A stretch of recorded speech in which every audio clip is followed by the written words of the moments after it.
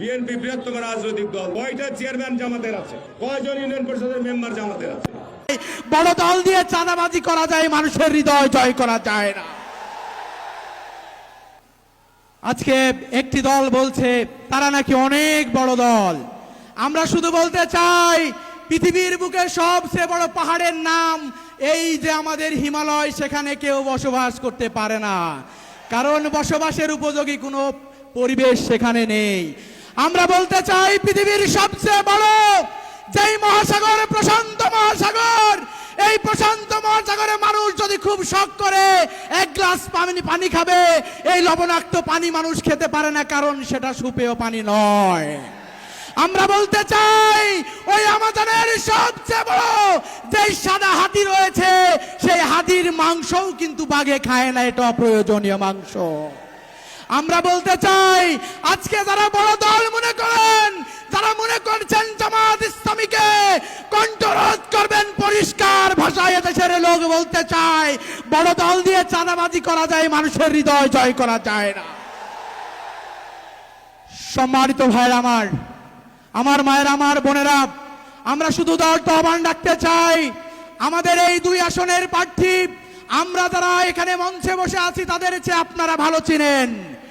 এই কৈশোরের নুরুল ইসলাম বুলবুল, এই শৈশবের নুরুল ইসলাম বুলবুল, এই যৌবনের নুরুল ইসলাম বুলবুল, ইসলামী ছাত্র শিবিরের কেন্দ্রীয় সভাপতি নুরুল ইসলাম বুলবুল, ঢাকা মহানগরীর সম্মানিত আমির নুরুল ইসলাম বুলবুল তাকে ভালো করে চিনেন। তার গায়ে এখন পর্যন্ত সামান্য পরিমাণ কাদা কেউ লাগাতে পারেনি।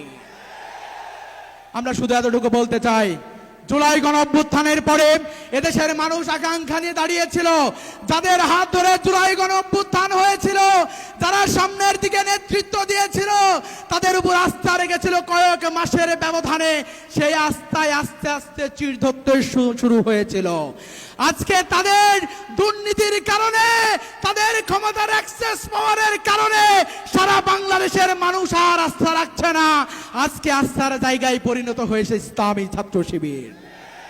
সম্মানিত ভাইরা আমার, বন্ধুরা আমার, উদারত আহ্বান রাখতে চাই, 2026 সালের এই ত্রয়োদশ সংসদ নির্বাচনে আমরা সারা বাংলাদেশ থেকে আপনাদের দিকে তাকিয়ে থাকতে চাই।